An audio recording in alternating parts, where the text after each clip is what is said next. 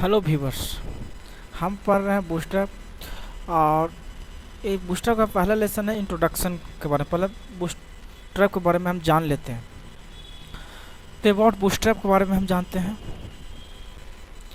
बूस्टरअप is the most popular framework of HTML, CSS and JavaScript for developing responsive mobile first website, है ना।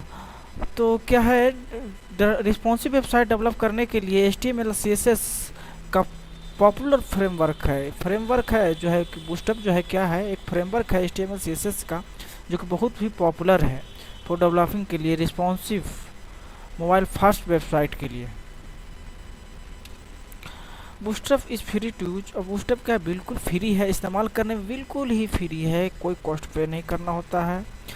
Boost up is help fast for developing dynamic responsive for a small से big screen beautiful website. Bootstrap के हमें मदद करता है website develop करने में, एक डायनामिक वेबसाइट और रिस्पॉन्सिव वेबसाइट डेवलप करने में। रिस्पॉन्सिव का मतलब होता है कि जब छोटा बड़ा स्क्रीन पर वेबसाइट ओपन करते हैं तो उसका जो है कंटेंट ऑटोमेटिक एडजस्ट होता है, उसी को हम रिस्पॉन्सिव वेबसाइट कहते हैं। Bootstrap include HTML and CSS based design template for typography, forms, button, tables, navigation, modal, carousel and many more, है ना। तो क्या है, टाइपोग्राफी, फॉर्म्स जो होता है HTML का, बटन होता है, बटन्स का होता है, टेबल्स है, तो इसको बना बनाया स्टाइल होता है HTML, CSS का जो स्टाइल होता है वो बना बनाया जो है बूस्टअप में इंक्लूड होता है। What is responsive web design? तो रिस्पॉन्सिव के बारे में हम लेते हैं। Responsive web design means creating website, एक वेबसाइट हम क्रिएट कर रहे हैं जो ऑटोमेटिक एडजस्ट होता है स्मॉल स्क्रीन, जैसे मोबाइल पर जब ओपन करते हैं, बिग स्क्रीन जैसे हम डेस्कटॉप पर ओपन करते हैं, तो क्या होता है उसका कंटेंट ऑटोमेटिक एडजस्ट होता है, और एडजस्ट होने के साथ साथ वो गुड लुकिंग होता है, अच्छा दिखता है, डायनामिक होता है ना।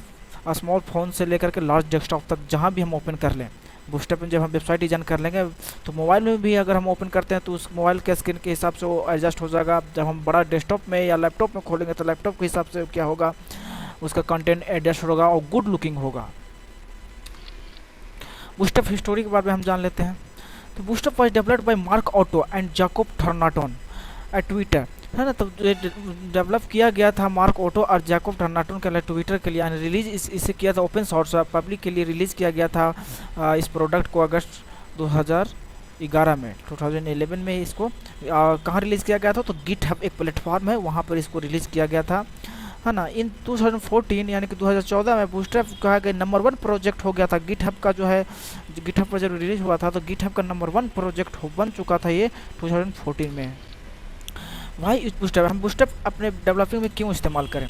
तो anybody which have basic knowledge of HTML, CSS and JavaScript can use boost up. तो बूस्टअप इस्तेमाल करने बहुत आसान है, जो भी बेसिक थोड़ा बहुत नॉलेज रखता है HTML, CSS का, जावास्क्रिप्ट का, वो बूस्टअप इस्तेमाल कर सकता है, यानी कि इस्तेमाल करने में कोई डिफिकल्टी नहीं आता है, इसलिए हम इसको इस्तेमाल करेंगे बूस्टअप को।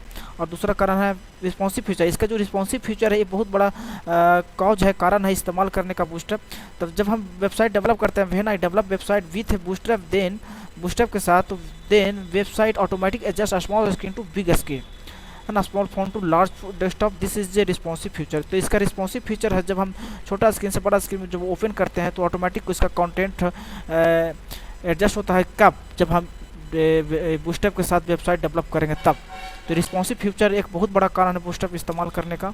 दूसरा है बूस्टअप इज मोबाइल फर्स्ट, तो मोबाइल के लिए मोबाइल फर्स्ट स्टाइल और part of the code framework है, इसलिए भी इस्तेमाल कर सकते हैं। Boost up is competitive with all modern browser, है ना। तो क्या है, ये जो है और जितना भी मॉडर्न नए ब्राउजर आ रहे हैं, Chrome, Firefox, Internet Explorer, Safari and Opera, सारे के साथ कंपेटिटिबल है। What read in Bootstrap. अब हम नेक्स्ट ट्यूटोरियल में आगे जो है, इसके आगे इंट्रोडक्शन के बाद हम क्या क्या पढ़ने वाले हैं बूस्टअप में। तो बूस्टअप में सबसे पहले ग्रिड सिस्टम इंपॉर्टेंट होता है, उसके बारे में पढ़ेंगे। उसके बाद टाइपोग्राफी के बारे में पढ़ेंगे, टेबल्स के बारे में, इमेज के बारे में पढ़ेंगे, jumbotrons, well, alert, button, groups, glyphicon, लेवल, progress bar, pagination, pager, list group, panel, drop down, collapse, tab and pills, number, form, input two, input sizing, carousel, modal, tool tip, popover, scrollspy, affix, इतने सारे चीज़ों को हम boost up के अंदर पढ़ने वाले हैं, है ना। तो सबसे पहले क्या होता है इसमें, क्या ग्रिड सिस्टम जो है बहुत ही इंपॉर्टेंट होता है। तो ये था इंट्रोडक्शन के पेज। मिलते हैं नेक्स्ट ट्यूटोरियल में, तब तक के लिए गुड बाय।